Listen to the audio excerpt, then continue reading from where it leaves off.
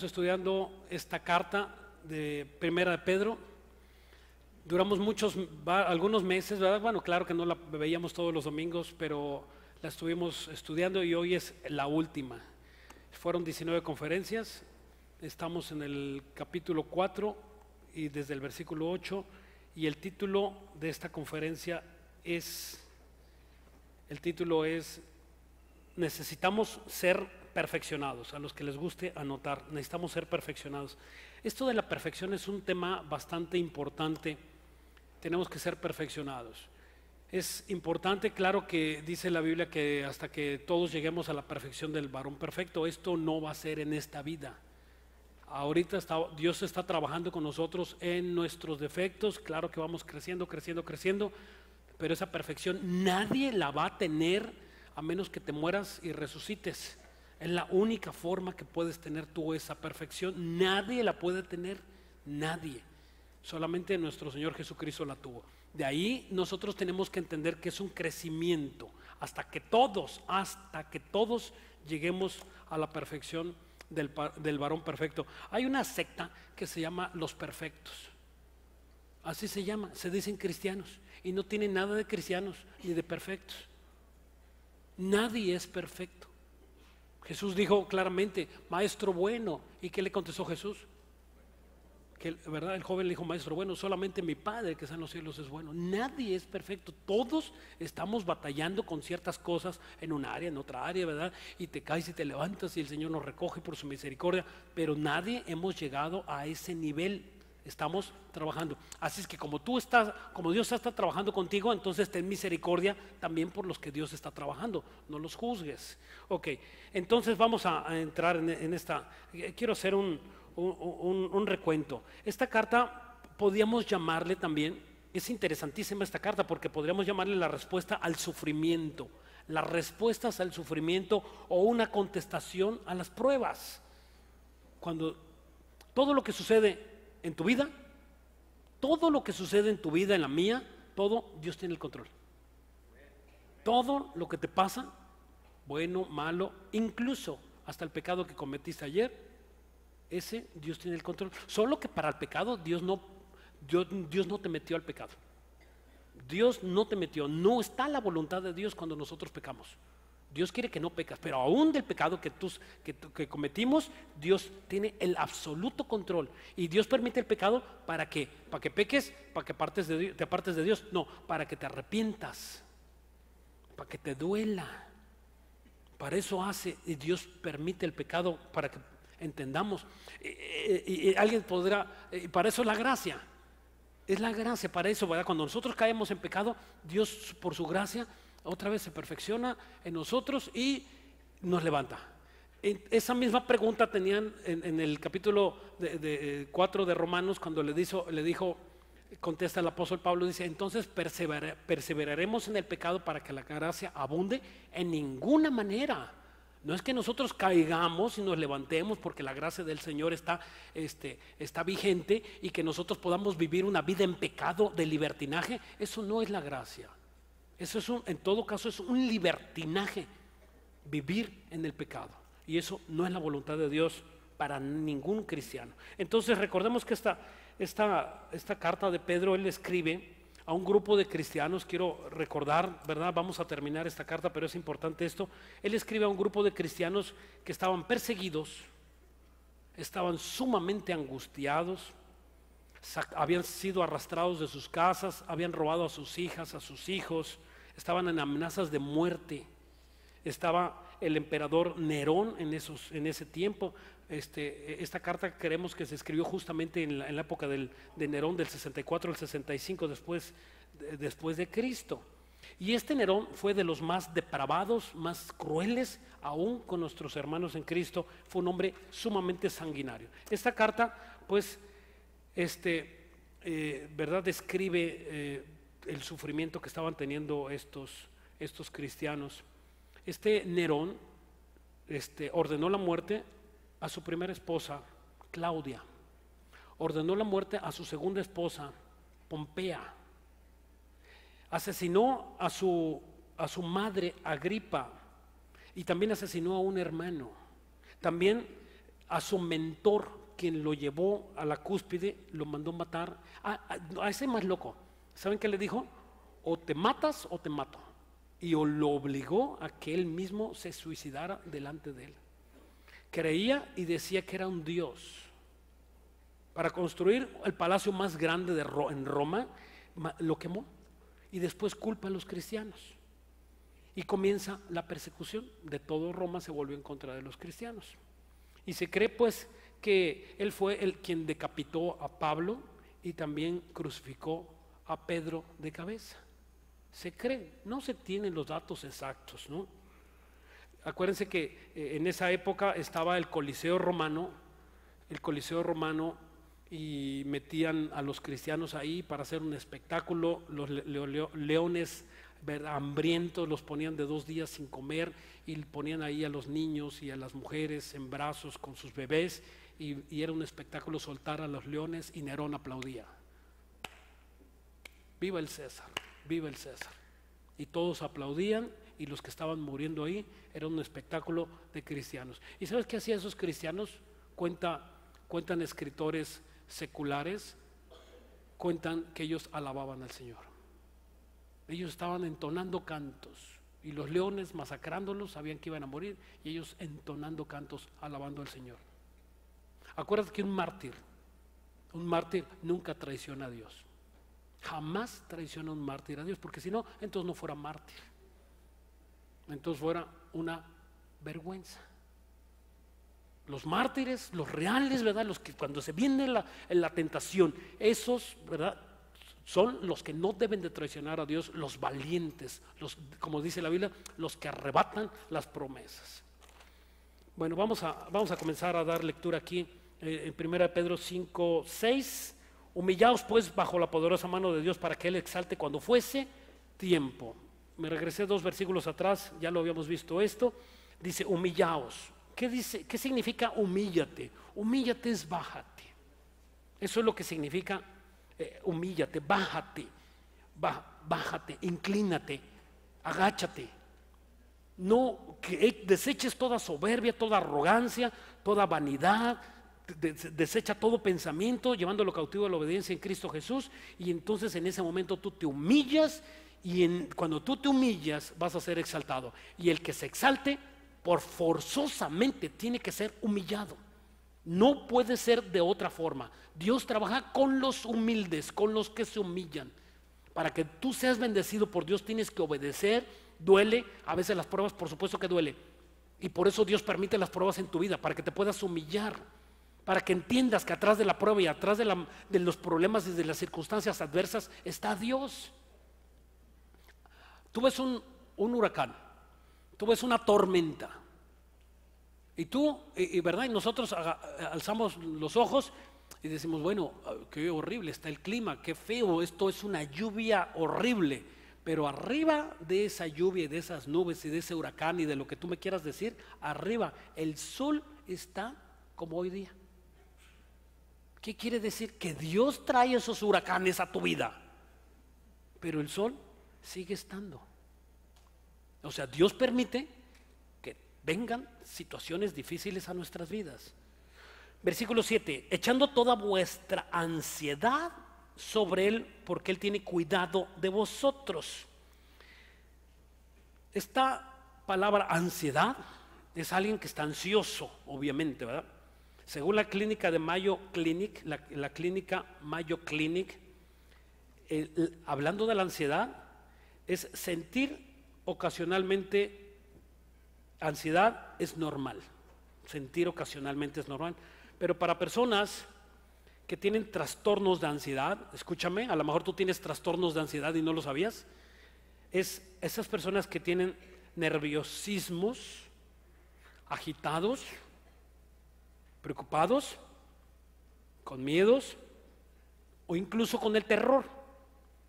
Y estos episodios son intensos y diarios. Intensos y diarios. Se presentan estos cuadros en una forma intensa y diaria. Pueden ser repetidas veces y están angustiando a esta persona. Y son en una forma desproporcional, sin comparación a la circunstancia que estás viviendo. O sea, esa persona se angustia más de lo que es la realidad.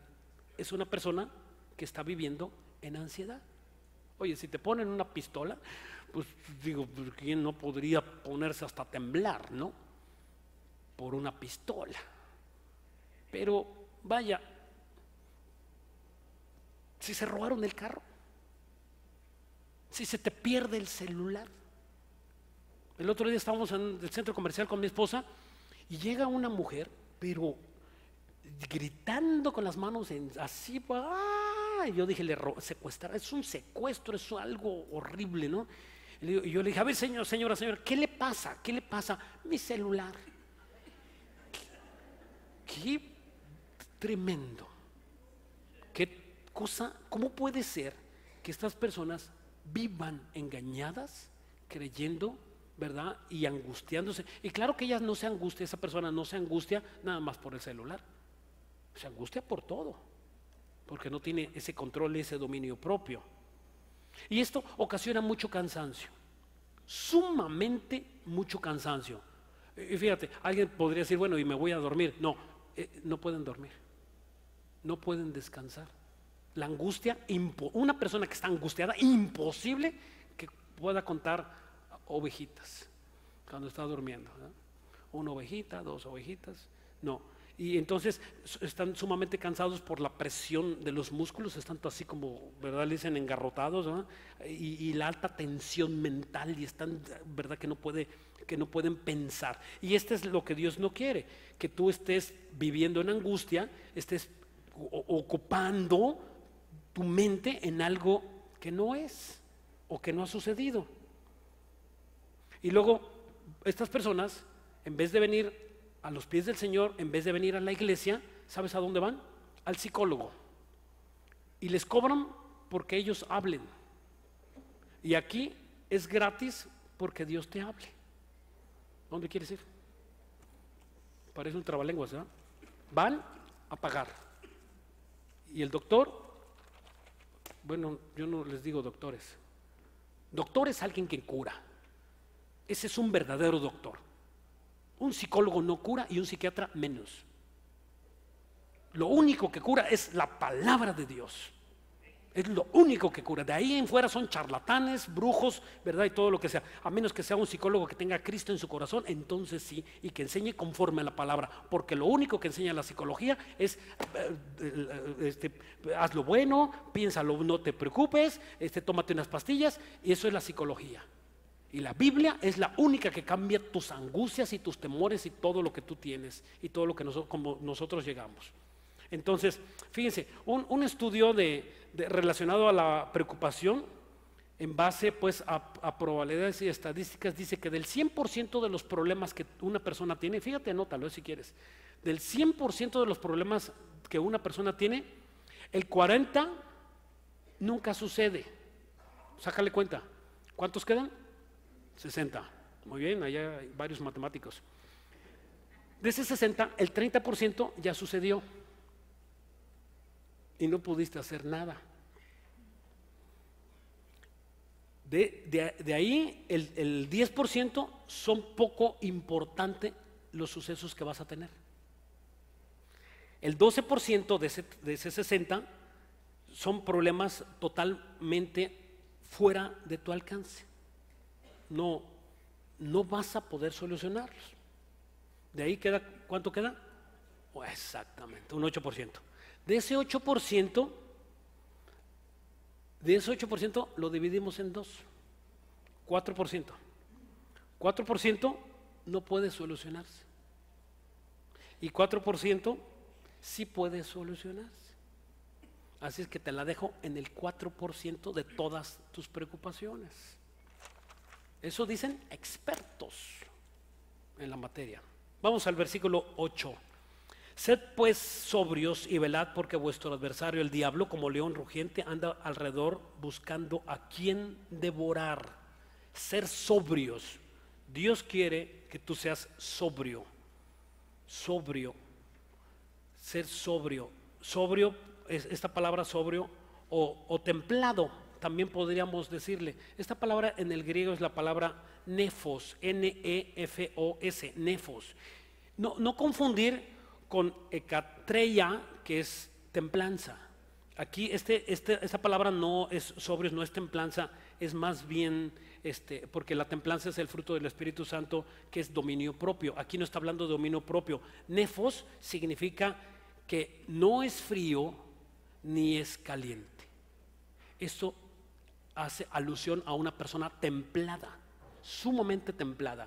Ni se enoja ni se enfría, es templado. O también se traduce abstenerse de vino para estar sobrio. Una persona que está tomando alcohol, ¿verdad? Pues no está sobrio, los sentidos se le atrofian. Entonces, ¿cómo quiere que Dios estemos nosotros? Sobrios,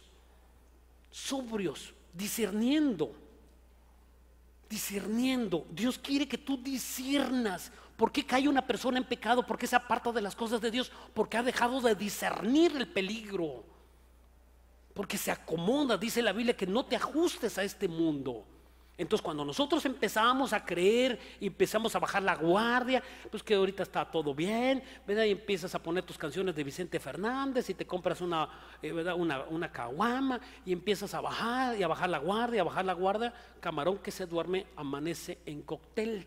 Y entonces Satanás viene y como león rugiente anda buscando a quien devorar. Bajaste tu grado de espiritualidad. Aunque tú ayer hayas profetizado y hayas convertido y se hayan convertido 5,000 personas, lo que hayas hecho, si tú al día siguiente bajaste la guardia, antier quedó en el olvido. Porque la Biblia dice que el pan nuestro de cada día dánoslo hoy. Tú tienes que comer hoy. ¿A poco la libras con la comida de antier? La que te comiste en el restaurante o en tu casa, ¿a poco vienes tú con una comida de antier? Nadie puede vivir así. Tenemos que tener un alimento, así como tenemos el alimento físico, nosotros tenemos que tener ese alimento espiritual para que podamos nosotros entender las cosas, estemos sobrios. ¿No has visto personas? De hecho, esa es la palabra apacentad. Cuando dijo Jesús, apacienta mis ovejas, le estaba diciendo a Pedro, apacentar no nada más es guiar, sino comer. Y una ovejita que está comida, tiene sus ojos lúcidos. ¿Se acuerdan cuando en Primera de Samuel, cuando el hijo de Saúl comió la miel? ¿Qué le pasó? Dice que fueron aclarados sus ojos. O sea, se le vino se le vino el discernimiento tan solo por comer. Claro que la miel simboliza la palabra del Señor, ¿no? Ok, entonces, estas personas que no se alimentan, que no comen, ¿verdad? Que no están templados, estas personas no pueden tener un discernimiento. Y Dios quiere que tú tengas un alto discernimiento, que puedas discernir. Y vamos a explicar qué es esto del discernimiento. Muy difícil que tú tropieces, o que tú no puedas ver, o que tú seas engañado si tú tienes discernimiento. No puedes tú, ¿verdad?, tener estar pensando que puedes tener ese discernimiento si no estás tomado de la mano del Señor. Hebreos 5. Vamos a Hebreos 5. Hebreos 5.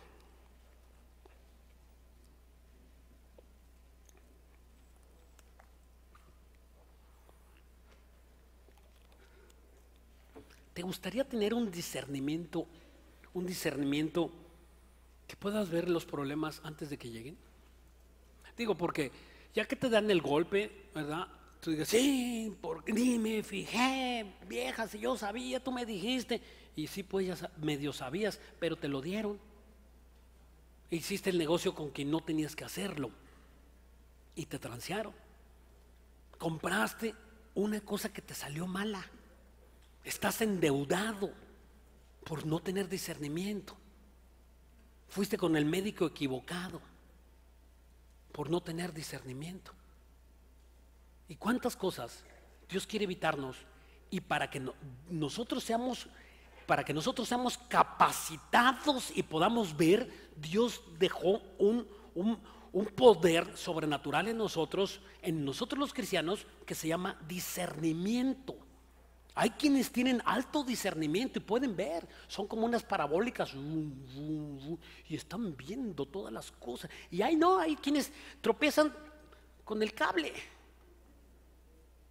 no, ¿verdad? Por decirlo así, no tienen un discernimiento más allá de su nariz. ¿Por qué? Ahorita lo vamos a ver. Hebreos 5. ¿Cómo se logra esto? Hebreos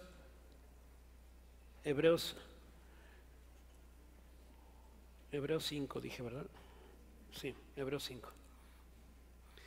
Aquí lo dice claramente, lo hemos leído muchas veces, pero si ya lo sabes, para que lo recuerdes. Pero el alimento sólido es para los que han alcanzado la madurez. El alimento sólido es para los que han alcanzado la madurez, para los que por el uso tienen los sentidos ejercitados en el discernimiento del bien y del mal. Fíjate bien, ¿cómo dice? ¿Cuál es el secreto? El uso. O sea, una persona que usa la Biblia tiene discernimiento.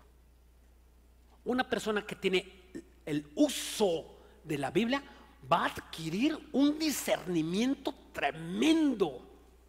Una persona que tiene sus estudios y que es asiduo a su estudio, así vaya a su estudio y ama la palabra del Señor, esa persona tiene discernimiento. Hay personas que no se discipulan, me da mucha tristeza, y que obviamente no tienen ese discernimiento. ¿Por qué? Porque Jesús es un mandamiento que nos dio: ir y hacer, ¿qué dijo? Discípulos. Hay cristianos que no son discípulos. Con cariño te lo digo. Hay cristianos que no son discípulos. Ok, no puedes, ¿verdad? Tienes, no sé, pues óralo al Señor para que el Señor te dé oportunidad. Tenemos aquí un estudio de varones, lo hacemos aquí al lado, los miércoles, y nos reunimos 70 entre 60 70 varones, y son familias y maridos y hombres de Dios que están consagrados a la palabra, están creciendo y son mujeres felices. Un hombre que está orando y que tiene el temor de Dios, no hay cosa más hermosa que eso. Y mándame tu marido, ahí lo vamos a poner.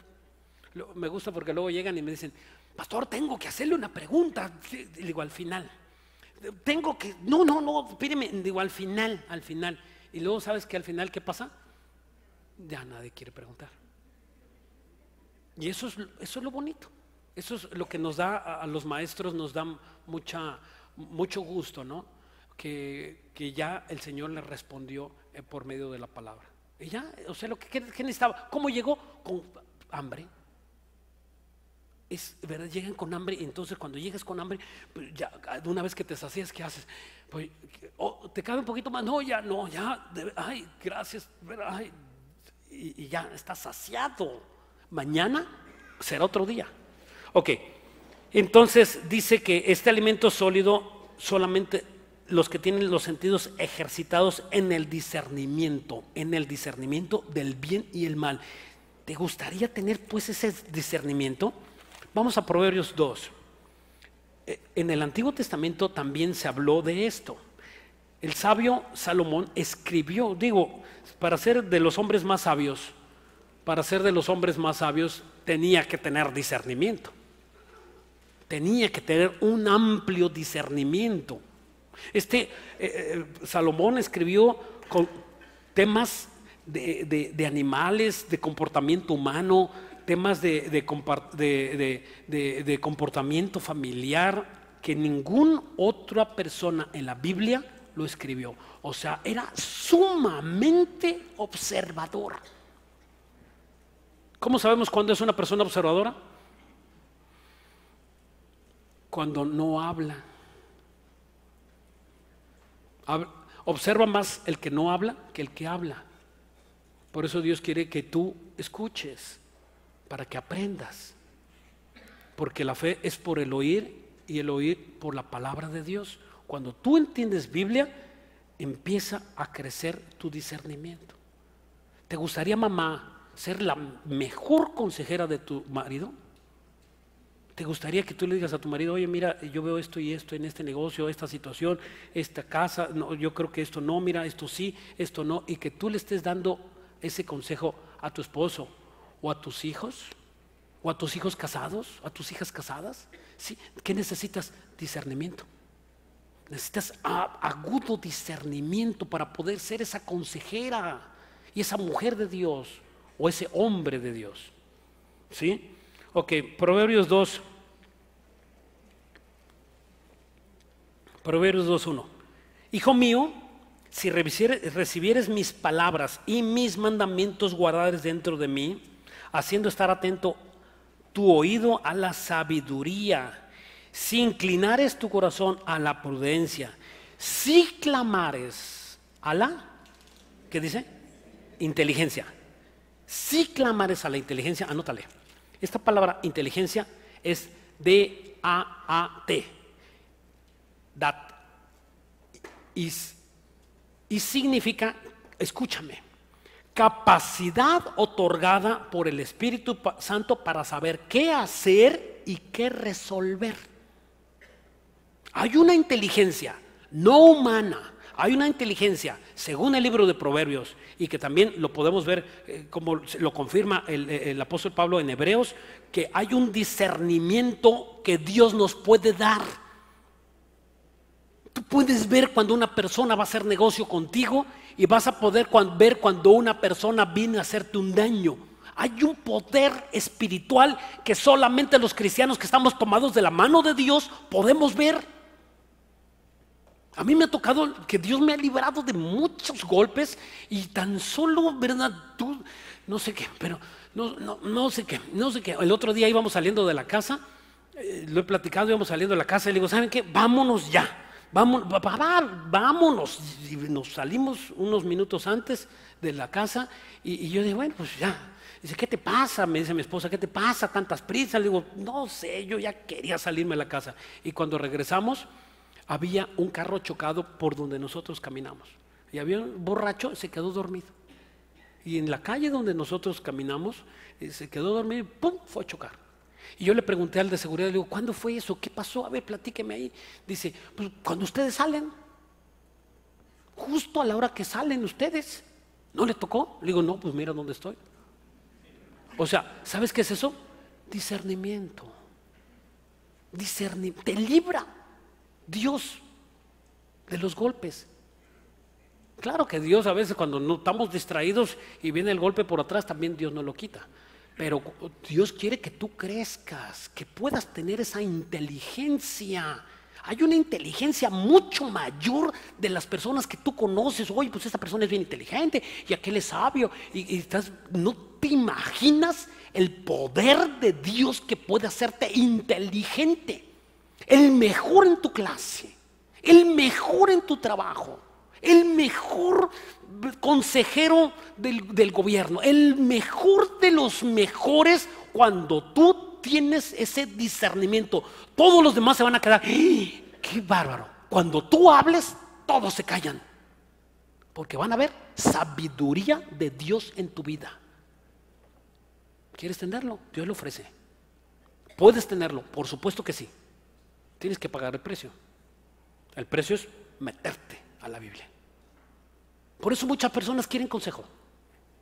¿Y qué hago? ¿Y cómo le hago? ¿Y cómo ves tú? Digo, está bien el consejo. Yo no digo que está mal el consejo. Tenemos consejeros, hermanos consejeros. Está bien el consejo. Pero de ahí a que lo tomes cada 8 días, o cada 15, o cada mes, ¿dónde queda tu trabajo? El peor de los... ¿Sabes cuál es el peor de los consejos? Que cuando vienen esas personas a pedir consejo, el 90% no hace lo que la Biblia dice. Cuando viene alguien, me dice, oye, pastor, ¿cómo ves esto? Yo te voy a decir qué dice la Biblia, no qué digo yo. ¿Estás de acuerdo? Siempre les digo así. Yo te voy a decir qué dice la Biblia, no lo que yo diga. Y si no lo dice la Biblia, es momento de orar. Eso se los pongo en la mesa. Y luego les digo lo que la Biblia dice. ¿Y sabes qué hacen? Lo contrario. Es sumamente decepcionante las consejerías. Sumamente. Es increíble. Vienen a pedir consejo con ganas de no hacerlo. Por eso es mejor la predicación. Es mejor la predicación. Tú tienes que crecer. Es el diseño de Dios, no que alguien haga tu trabajo. Ok, vamos aquí en Proverbios 2:4. Si como la plata la buscares, fíjate qué es lo que tienes que hacer. Como la plata, así como el dinero, bueno, así igual, que como la plata la buscares y la escudriñares como tesoros, entonces entenderás el temor de Jehová y hallarás el conocimiento. ¿De quién? De Dios. No nada más saber que de tal manera Dios amó al mundo para que su Dios no. ¿Sabes qué? Eso es de niño. Que conozcas más de la Biblia, que puedas defenderte, que puedas tener un debate y defender la palabra con mansedumbre ante todo aquel que demande la razón de la esperanza, y tú puedas estar, ¿verdad?, debatiendo con un ateo, debatiendo con un agnóstico, debatiendo con un testigo de Jehová, ¿verdad? Y sin pelearte, sin enojarte, y tú no sabes, mejor te voy a invitar a mi iglesia. No, estés preparado para ello, que tengas esa forma de defenderte. Y dice el versículo 6, porque Jehová da sabiduría y de su boca viene el consejo, el conocimiento y, ¿qué dice? Y la inteligencia. Es otra vez esa palabra, otra vez, dat. O sea, todo esto Dios te lo da. ¿Se acuerdan de Daniel? Vamos a Daniel. Daniel está en el capítulo 1. ¿Se acuerdan de Daniel? El hombre más sabio de su época. Se codió con reyes, con gobernantes, con Nabucodonosor, que era un perverso, un loco, con el rey Ciro, con todas aquellos grandes hombres. No me quieras decir Donald Trump no. Estos eran imperios poderosos. Un imperio, ¿cuál es un imperio? Un imperio tiene que tener tres cosas. Uno, dinero. Escúchame, para que no le digas imperialistas yanquis. Uno, tiene que tener dinero. Dos, ejército. Y tres, conquistar. Y Estados Unidos carece de una. Dejó de ser conquistador. Pudo haber agarrado la tierra de Irak y no lo hizo. ¿Por qué no lo hizo? Porque no es imperio, ya no es imperio. Va a resurgir el imperio antiguo, la Roma. Esa Roma va a resurgir y se va a coronar como un imperio impresionante, como lo dice en Apocalipsis, que es la gran ramera, y va a resurgir de las cenizas de la tierra, va a resurgir con un poder impresionante. El otro día le decían, a mí me impactó, oía por la televisión uno de esos grandotes de allá de Roma, dice, pues métanla a la cárcel a los que quieran. A los violadores, dicen, pues que cada gobierno ejerza sus derechos y sus autoridades sobre ellos. ¿Y sabes quién hizo caso de eso? ¿Qué gobierno de qué país tiene metido a un sacerdote a la cárcel por violador de niños? Ni uno. ¿Casualidad? No, espiritual. Es el gobierno precisamente de Satanás, es el gobierno del mundo, es la perversa Babilonia.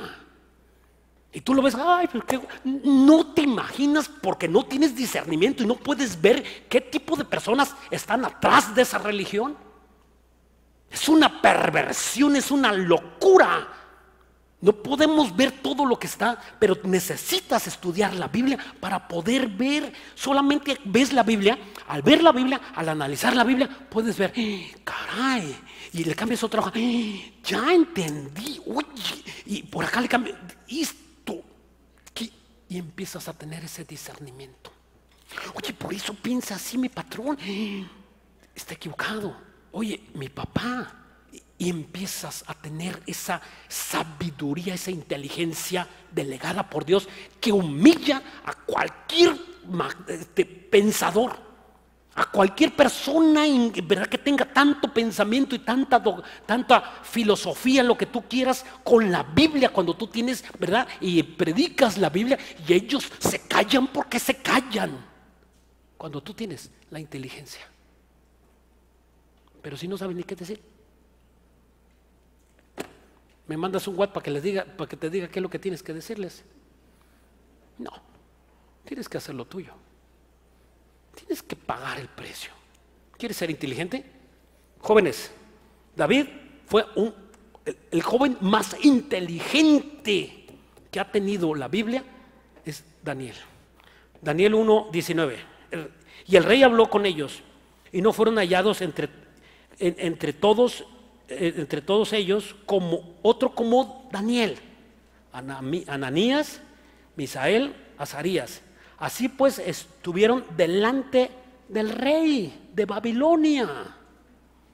Estuvieron delante del rey de Babilonia, ¿verdad? Y obviamente Nabucodonosor, el versículo 20, en todo asunto de sabiduría e inteligencia que el rey les consultó, los halló 10 veces mejores que todos los magos, astrólogos que había en todo el reino.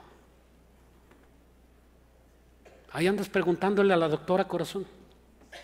Ahí andas preguntándole a los horóscopos.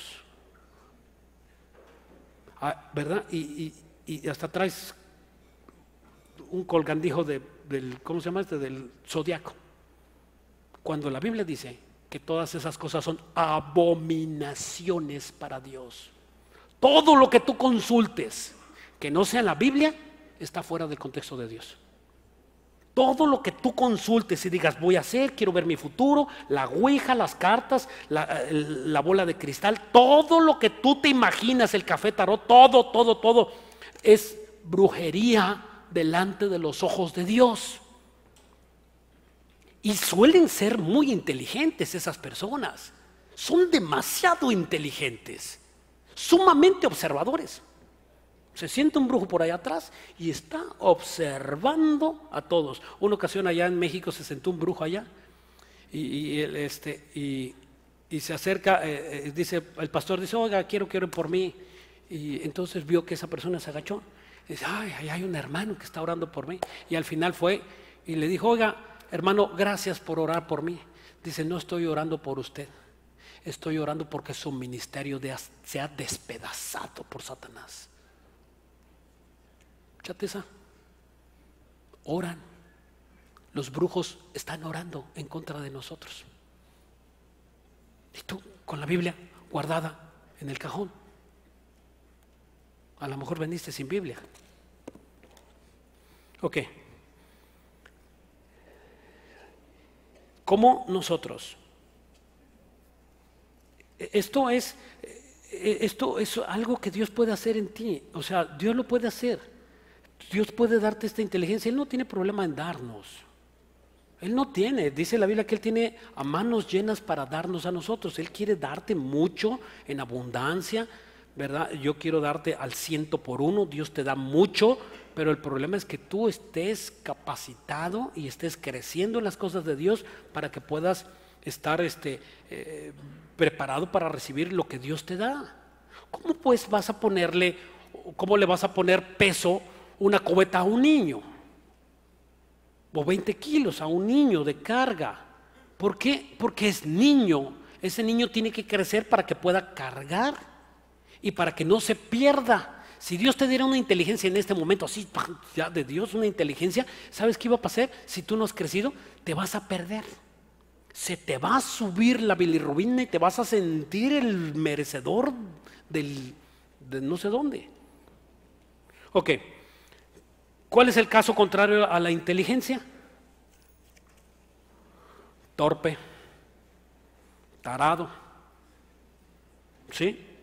O como dice Romanos 1, vamos a Romanos 1, que tienen una mente reprobada. Eso es lo contrario a inteligencia, una mente reprobada.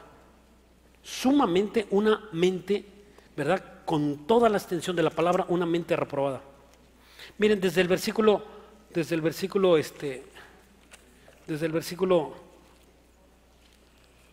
desde el versículo 28. Dice aquí, o sea, esto es lo contrario a inteligencia, a sabiduría. Y como ellos no aprobaron tener en cuenta a Dios, Dios los entregó en una mente reprobada para hacer cosas que no convienen, estando atestados de toda injusticia, fornicación, perversidad, avaricia, maldades, llenos de envidias, homicidios, contiendas, engaños y malignidades, que son palabras que no convienen. Versículo 30. Murmuradores, detractores, aborrecedores de Dios, injuriosos, soberbios, altivos, inventores de males, desobedientes de los padres, necios, desleales, sin afecto natural, implacables, sin misericordia, quien habiendo entendido el juicio de Dios, o sea, todas las personas entienden el juicio de Dios, todas las personas en el mundo entienden el juicio de Dios, que los que practican tales cosas son dignos de muerte. No solo lo hacen, sino que también se complacen con los que lo practican. ¿Cuál es este? El que dice, a mí no me interesa cambiar, yo soy como nací y así me quedo y así voy a ser. Ese es un necio, un torpe. Es una persona que no tiene inteligencia. Oye, exageras el decir que necesitamos una inteligencia superior a la que ya tenemos. No exagero. Si tú pensaras, si nosotros nos pusiéramos a pensar cómo la maldad se va a hacer grandísima, como dice la Biblia, que va a crecer la maldad. Mateo 24 dice que la maldad va a venir en aumento como nunca antes lo vimos. Y si tú te quedas como estás, enano, te traga la maldad.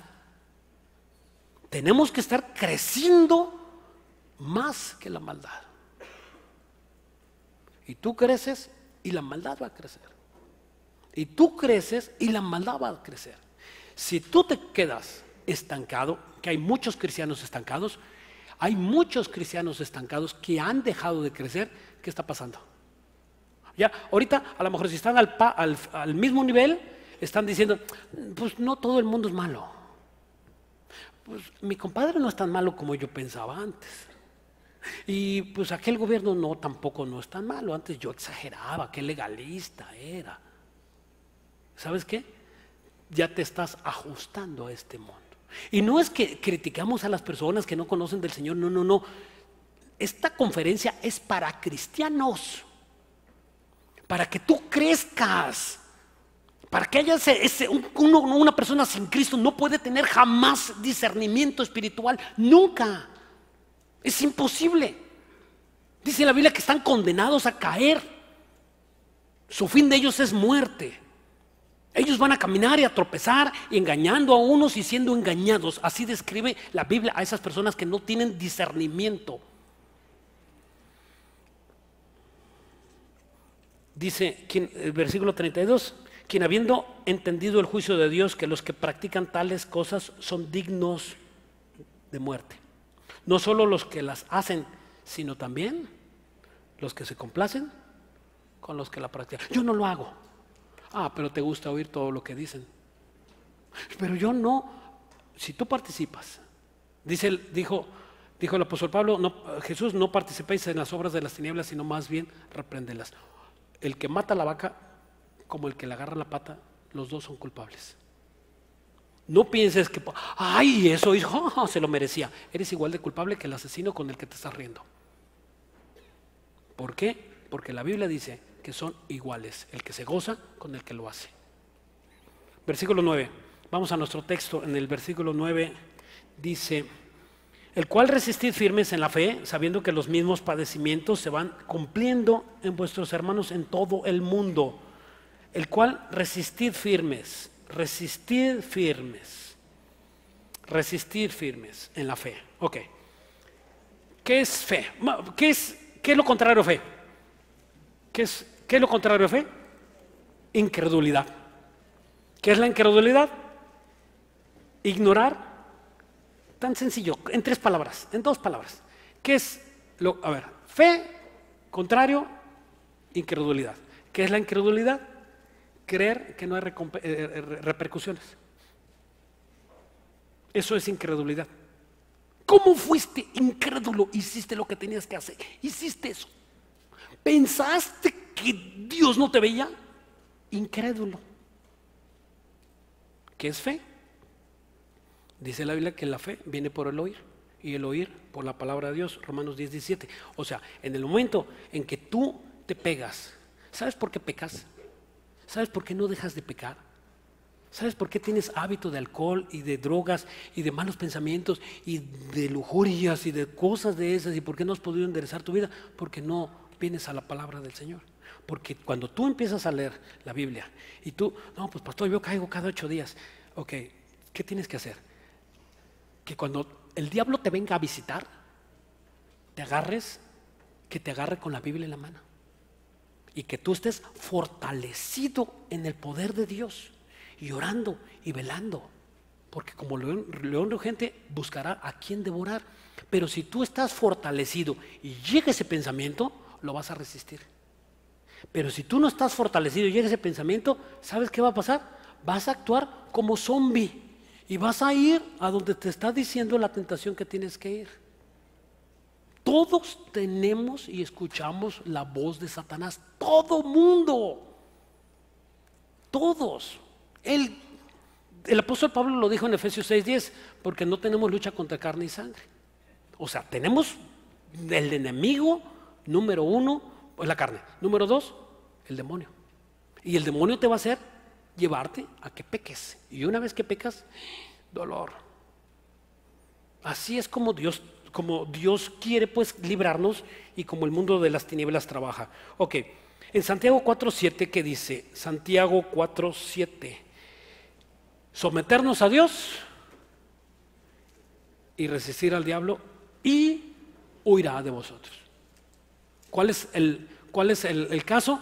Que tú te sometas a Dios y resistas a Satanás.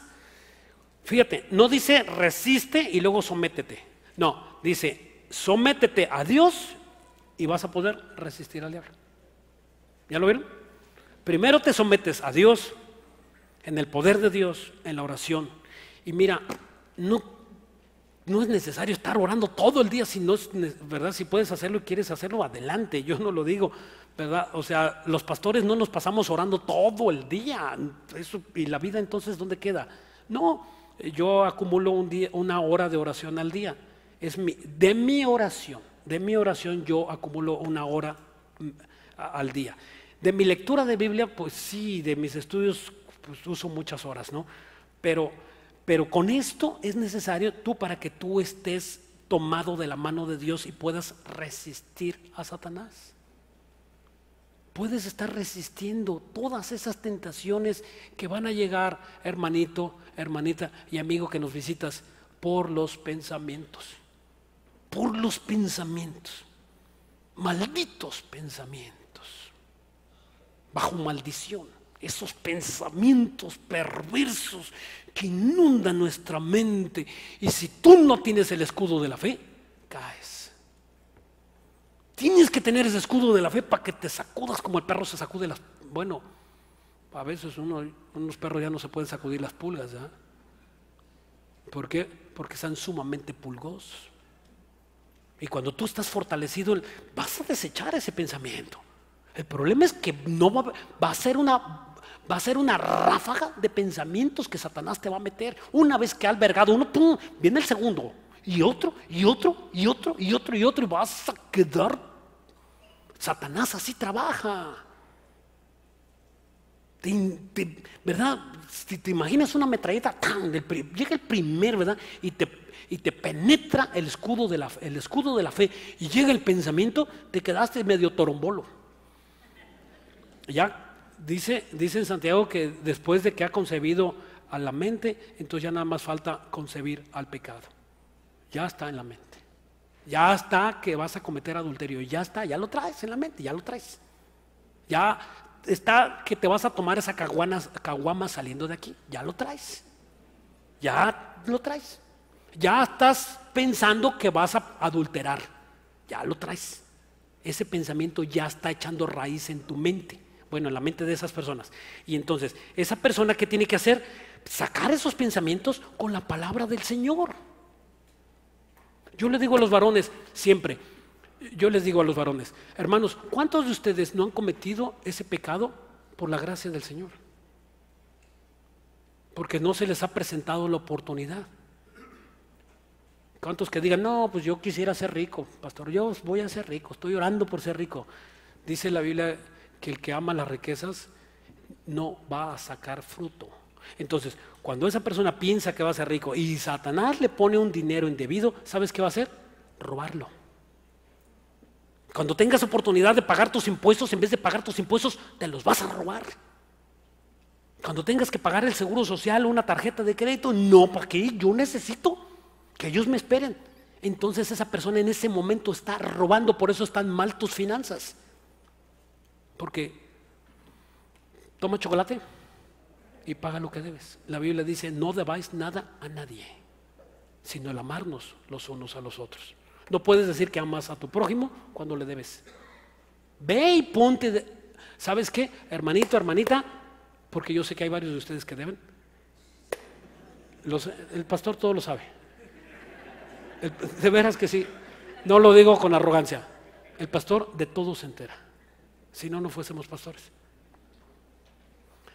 Entonces, ¿qué tienes que hacer? Hermanita, hermanito, perdóname, quiero pagar la cuenta. Quiero pagarte la cuenta, mira, aquí traigo en la bolsa 10 pesos y te quiero abonar.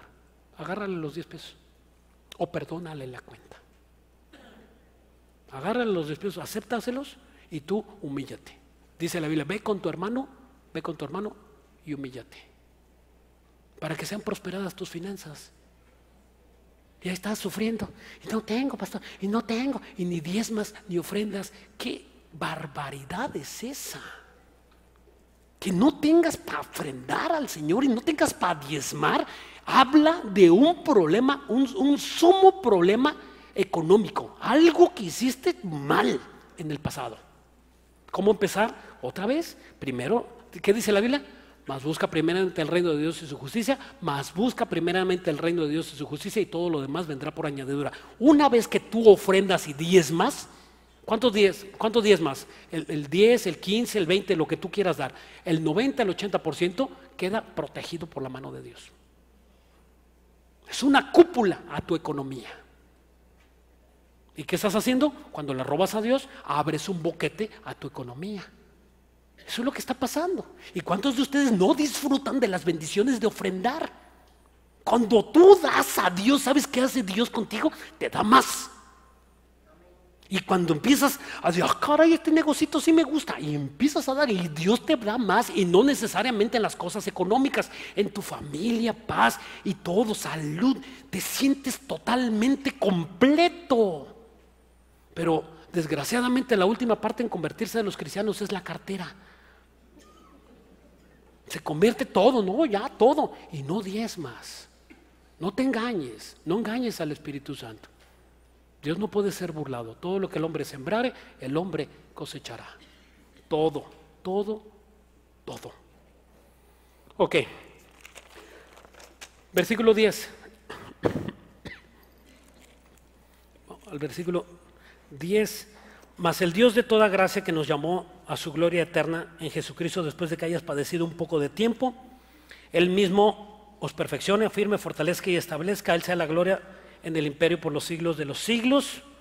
Por conducto de Silvano, a quien tengo por hermano fiel, os escribo brevemente amonestándonos y testificándonos que esta es la verdadera gracia de Dios, en la cual estáis.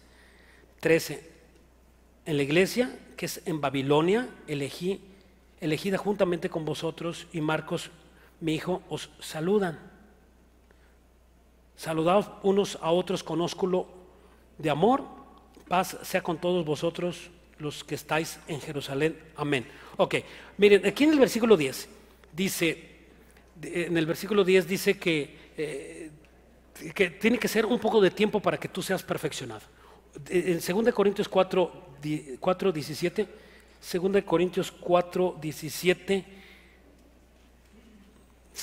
Segunda de Corintios 4:17. ¿Ya lo tienen?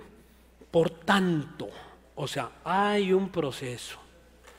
Hay un proceso de tiempo. Dice en el versículo Dios, regreso como, mas el Dios de toda gracia que os llamó para su gloria eterna en Jesucristo después de que haya sido perfeccionado por un poco de tiempo. Ok, ¿qué dijo el apóstol Pablo de este tiempo? ¿Cuánto tiempo voy a sufrir, hermano? Ay, ya llevo un año, ya llevo 2, ya llevo 3, ya llevo, ay, ya no sé ni cuántos años, ya se me olvidó la cuenta. Ok, dice la Biblia que es por un poco de tiempo. Escúchame, es por un poco de tiempo, siempre y cuando tú estés viviendo en santidad. El secreto de saber que estás bien es la santidad y la paz. Eso es el secreto. Dice en 2 Corintios 4:16, por tanto, no desmayemos, antes, aunque este hombre exterior se va desgastando, el interior no obstante se renueva de día a día. Porque esta leve tribulación momentánea produce en nosotros, ¿qué produce? Más excelente y eterno peso de gloria. ¿No te imaginas que en medio de las pruebas tú piensas que estás sufriendo y que ya Dios te olvidó? Ahí en esa prueba Dios te está, cuando llegues al cielo y veas todo lo que recuperaste y todo lo que sembraste y que no fue en vano, cuando tú llegues allá te vas a dar cuenta de decir, de verdad valió la pena. Y no nada más en el cielo, porque alguien dirá, ay pastor, pues de aquí al cielo ya me morí. No, antes también. Fiel es Dios por el cual vas a ver las recompensas de Dios. Dios permanece fiel. Y con eso terminamos. No se duerman los que se están durmiendo. Ok, perfeccione. Esta palabra perfeccione, vamos a analizar, son 3 palabras. Dice que hasta que no perfeccione, afirme, fortalezca y establezca. Déjenme verlas rápidamente. Dios te tiene que perfeccionar. Catarizo es la palabra en el griego es alguien que ha adquirido cualidades deseables. O sea, alguien que no seas tú quien hable de ti. Que no seas tú quien hable de ti, sino que otros te exalten. Tú nunca digas, no, es que nada, quítate el yo. Aquí no existe el yo, aquí existe el él. Entonces, que otras personas vean, caray, la vida de fulano de tal ha cambiado. Esta persona está caminando en la perfección. Afirme, esterizo con Z. Y significa asegurar o fijar. O sea, Dios quiere asegurarte o fijarte en una posición. ¿En cuál posición? No lo sabemos. No lo sabemos. Dios quiere ponerte en una posición extraordinaria. Él quiere hacer contigo lo que tú no has. Mira, qué triste convertirte en cristiano y ser el mismo. Qué fea vida horrorosa cristiana. Tiene que haber una evidencia de cambio, y no nada más del interior, sino en el exterior. Que se vea que eres cristiano, que haya paz en tu casa y que haya abundancia, que abras el refrigerador y haya comida y puedas invitar a las demás personas. Eso es evidencia de una vida cristiana. Dios quiere que tengas en abundancia, que tengas todo. Ay, no traigo ni para la gasolina. No traes para la gasolina. ¿Y cuántos años llevas así? No, pues estoy en la prueba. ¿En la prueba? ¡Qué vida cristiana mediocre! ¡Qué tremenda vida! Pero bueno, Dios tiene misericordia contigo. A lo mejor ahorita estás entendiendo que no es el diseño de Dios que tú vivas así. Por un tiempo. Solo por un tiempo. Por un tiempo, no por años. Job, 1 año. 1 año se echó Job. El siervo sufriente. Y ve cómo sufrió. 1 año nada más se echó. Aprendió. ¿Cómo acabó Job? Dice, ahora entiendo, Dios. Y en ese momento Dios lo levantó. Ahora entiendo, Dios, que tú gobiernas. Y en ese momento ya no había nada que hacer. ¿Qué le hacía Dios? Ya le había enseñado todo, ya aprendió lo que Dios quería que aprendiera, que Dios era suficiente. Y en ese momento Dios levantó a Job. Es lo que necesitas. ¿Qué es lo que necesitas tú para que Dios te levante? Que tú entiendas que Dios es suficiente en tu vida. Y cuando tú entiendes que Dios es suficiente en tu vida, no necesitas más, no necesitas un mes más ni 2 meses. No, inmediatamente Dios te levanta. ¿No es algo hermoso? ¿Sabes quién te puede ofrecer eso? Nadie. Ni la lotería, ni el premio mayor. Nadie. Fortalezca. Dice que perfeccione, afirme y fortalezca. Esta palabra fortalezca es la palabra sedesno. S-D-E-S-N-O-O, sedesno. Y significa ser equipado. O sea, tienes que ser equipado. Tienes que ser equipado. Esta palabra equipado está haciendo alusión a ser vigoroso, a tener vigor, a no andar, hermano, vamos a un estudio de Biblia. No, pues no puedo hoy. No, oye, pero no está haciendo ese estudio. Sí, pero hoy no puedo. Esta persona no está equipada, porque dice que tiene que ser vigoroso y tiene que tener un conocimiento espiritual. Y esta palabra establecer es la palabra en el griego de semelio, y significa hacer que comience a funcionar. O sea, a este punto quiero llegar. O sea, una vez que Dios te perfeccione, afirme, fortalezca, y esta palabra es establecer. Para los ingenieros, cuando un motor tiene que echarse a andar, se aprieta un botón que se llama restablecer. Entonces aprietan ese botón que es restablecer, y no es que lo vuelvan a hacer, sino que aprietan el botón y el motor empieza a trabajar. Entonces Dios va a venir a tu vida y te va a apretar un botón que se llama restablecer. Entonces Dios te va a llevar a otro lugar, en otra posición, quizá en otro trabajo, quizá en otra casa, quizá en una forma diferente que tú no has entendido y que has postergado 1 año, 2 años, 3 años, yo no sé cuánto, y Dios te va a llevar a otro lugar, por decirlo así, a otra dimensión, porque no hay otra dimensión. Lo estoy diciendo en forma analógica, ¿no? En forma comparativa, perdón. Para que nosotros entendamos que Dios sí mueve las personas, sí lo hace. Pero necesitas primero ser perfeccionado, afirmado, fortalecido para ser establecido.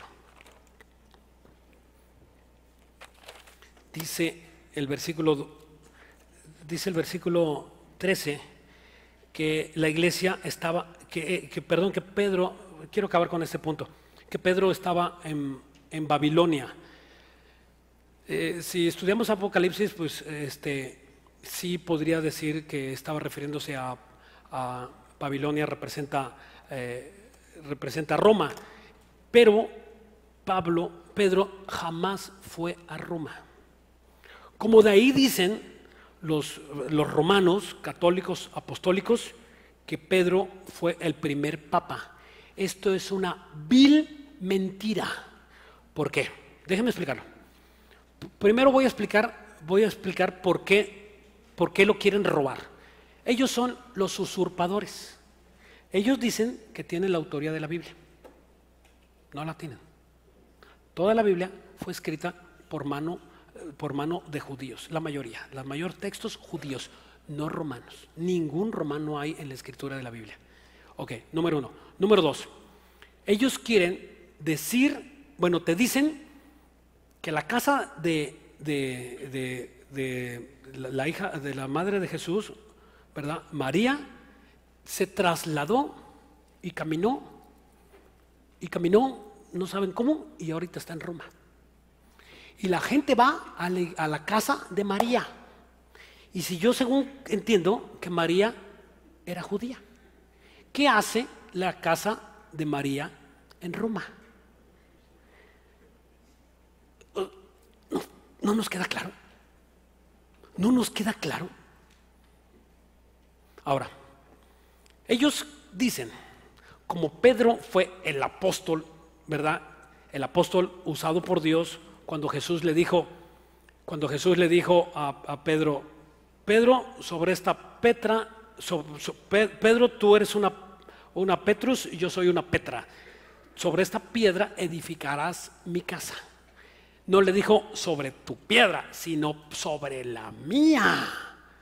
O sea, Jesús estaba diciendo que él iba a edificar su casa sobre la Petra, que es Jesús. Es una piedra enorme. Nadie pone una piedra enorme arriba de una piedra pequeña. Todos ponen la piedra pequeña arriba de la grande. Eso es lo que se estaba simbolizando. O sea, quiere decir que Pedro es el primero que predicó el evangelio y se convirtieron 4,000 y después 5,000. Si Pedro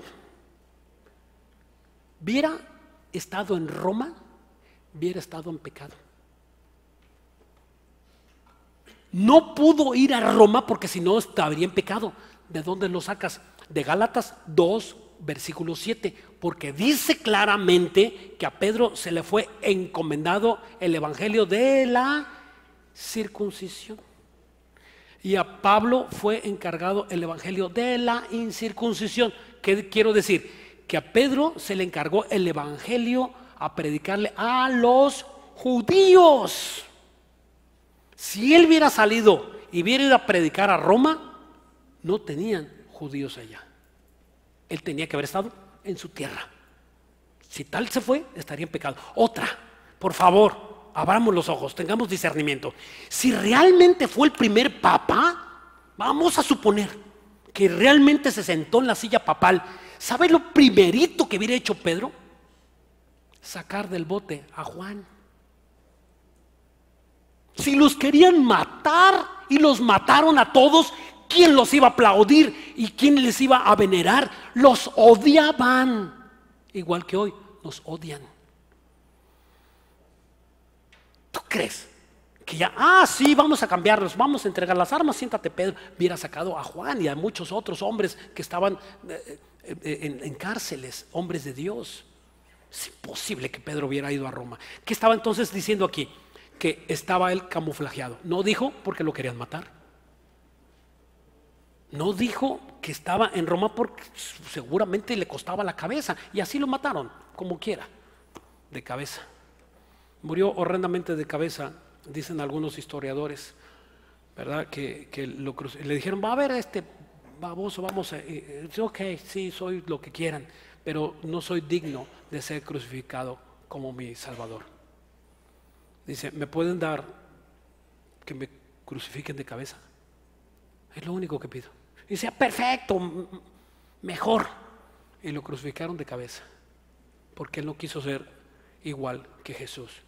Hasta el último, qué humildad de hombre. La misma humildad que nosotros deberíamos de tener. El mismo ejemplo, ejemplos de hombres de valor, de determinación. Ejemplos de hombres de fe tomados de la mano de Dios en circunstancias adversas, hombres que no vemos una queja de ellos. Ay, qué dolor, qué frío, estoy en el calabozo, estoy aquí, ya todos me olvidaron. Ninguno de ellos se quejó. Si se hubieran quejado, no estuvieran en la Biblia. Si se escribiera otra Biblia, que no, ¿tú estarías escrito en esa Biblia, tu vida? O fueras un hombre de queja. A lo mejor ahí está Jonás. Jonás es un auténtico hombre chillón, feo. Ahí está la vida horrorosa del rey Saúl, o la vida de Ananías y Zafira. También Dios no esconde el pecado. O la vida de Sansón. ¿Qué vida eres tú? ¿Eres un David, un Daniel, un Pedro, un Pablo? ¿Quién eres? ¿Con quién te comparas? ¿Con quién te sientes? Sí, porque tú eres seguidor de alguien. A mí, yo tengo mis predilectos. Me gusta seguir la vida de verdad y lo veo y me alienta y me alienta y me alienta. Vamos a orar. Bendito Dios, te damos gracias porque eres bueno, porque tu gracia nos ha salvado, Dios. Gracias por tu divino poder, Señor,